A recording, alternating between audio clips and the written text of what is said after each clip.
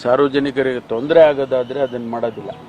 ಒಂದು ವೇಳೆ ಸಾರ್ವಜನಿಕರಿಗೆ ಉಪಯೋಗ ಆಗುತ್ತೆ ಅನ್ನೋದಾದ್ರೆ ಅದನ್ನ ಕ್ರಮ ಮತ್ತೆ ತಗೊಳ್ಳೋದಕ್ಕೆ ನಾನು ತೀರ್ಮಾನ ಅಲ್ಲಲ್ಲ ಅದನ್ನೇ ಸಾಧಕ ಬಾಧಕಗಳನ್ನ ಚರ್ಚೆ ಮಾಡ್ತೀವಿ. ಯಾಕೆಂದ್ರೆ ನಾವು ಯಾವುದೇ ಕ್ರಮ ತಗೊಳ್ಳೋದು ಸಾರ್ವಜನಿಕರಿಗೆ ಒಳ್ಳೇದಾಗಬೇಕೆ ಬಿಟ್ರೆ ಅದು ಅದರಿಂದ ಕೆಟ್ಟದ್ದಾಗಬಾರ್ದು. ಸರ್, ಈ ಹಿಂದೆ ಒಂದು ಸ್ವಲ್ಪ ದಿನಗಳ ಕಾಲ ಅಡ್ಡಗಟ್ಟೋದು, ಫೈನ್ ಹಾಕೋದನ್ನ ನಿಲ್ಲಿಸಲಾಗಿತ್ತು. ಸೊ ಪ್ರಾಬಬ್ಲಿ ಈ ಒಂದು ಇನ್ಸಿಡೆಂಟ್ ನಿಂದ ಅದನ್ನ ಫುಲ್ ಸ್ಟಾಪ್ ತರುವಂತದ್ದು ಅಥವಾ ಪಾಸ್ ಮಾಡುವಂತದ್ದು ಪ್ಲಾನ್ ಏನಾದ್ರು ಸದ್ಯದ ಮಟ್ಟಿಗೆ ಇದೆ ಸರ್? ಅಲ್ಲ, ಡ್ರಂಕ್ ಅಂಡ್ ಡ್ರೈವಿಂಗು, ಹೆಲ್ಮೆಟ್ ಹಾಕೊಳ್ಳೋದಿಲ್ಲ, ಟ್ರಾಫಿಕ್ ಸರಿಯಾಗಿ ಲೈನ್ ಡಿಸಿಪ್ಲಿನ್ ಮಾಡಲ್ಲ, ಈ ರೀತಿ ಎಲ್ಲ ಇರುತ್ತಲ್ಲ, ಅದನ್ನ ಯಾವ ರೀತಿ ಇವರು ಅದಕ್ಕೆ ಕ್ರಮ ತಗೋಬೇಕು ಅನ್ನೋದ್ರ ಬಗ್ಗೆ ಚರ್ಚೆ ಮಾಡೋಣ.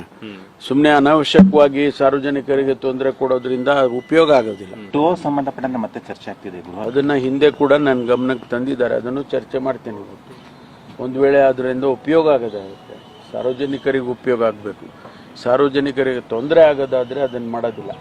ಒಂದು ವೇಳೆ ಸಾರ್ವಜನಿಕರಿಗೆ ಉಪಯೋಗ ಆಗುತ್ತೆ ಅನ್ನೋದಾದ್ರೆ ಅದನ್ನ ಕ್ರಮ ಮತ್ತೆ ತಗೊಳ್ಳೋದಕ್ಕೆ ನಾನು ತೀರ್ಮಾನ ಅಲ್ಲಲ್ಲ ಅದನ್ನೇ ಸಾಧಕ ಬಾಧಕಗಳನ್ನ ಚರ್ಚೆ ಮಾಡ್ತೀವಿ. ಯಾಕೆಂದ್ರೆ ನಾವು ಯಾವುದೇ ಕ್ರಮ ತಗೊಳ್ಳೋದು ಸಾರ್ವಜನಿಕರಿಗೆ ಒಳ್ಳೇದಾಗಬೇಕೆ ಬಿಟ್ರೆ ಅದು ಅದರಿಂದ ಕೆಟ್ಟದ್ದಾಗಬಾರ್ದು. ಸರ್, ಈ ಹಿಂದೆ ಒಂದು ಸ್ವಲ್ಪ ದಿನಗಳ ಕಾಲ ಅಡ್ಡಗಟ್ಟೋದು, ಫೈನ್ ಹಾಕೋದನ್ನ ನಿಲ್ಲಿಸಲಾಗಿತ್ತು. ಸೊ ಪ್ರಾಬಬ್ಲಿ ಈ ಒಂದು ಇನ್ಸಿಡೆಂಟ್ ನಿಂದ ಅದನ್ನ ಫುಲ್ ಸ್ಟಾಪ್ ತರುವಂತದ್ದು ಅಥವಾ ಪಾಸ್ ಮಾಡುವಂತದ್ದು ಪ್ಲಾನ್ ಏನಾದ್ರು ಸದ್ಯದ ಮಟ್ಟಿಗೆ ಇದೆ ಸರ್? ಅಲ್ಲ, ಡ್ರಂಕ್ ಅಂಡ್ ಡ್ರೈವಿಂಗು, ಹೆಲ್ಮೆಟ್ ಹಾಕೊಳ್ಳೋದಿಲ್ಲ, ಟ್ರಾಫಿಕ್ ಸರಿಯಾಗಿ ಲೈನ್ ಡಿಸಿಪ್ಲಿನ್ ಮಾಡಲ್ಲ, ಈ ರೀತಿ ಎಲ್ಲ ಇರುತ್ತಲ್ಲ, ಅದನ್ನ ಯಾವ ರೀತಿ ಇವರು ಅದಕ್ಕೆ ಕ್ರಮ ತಗೋಬೇಕು ಅನ್ನೋದ್ರ ಬಗ್ಗೆ ಚರ್ಚೆ ಮಾಡೋಣ.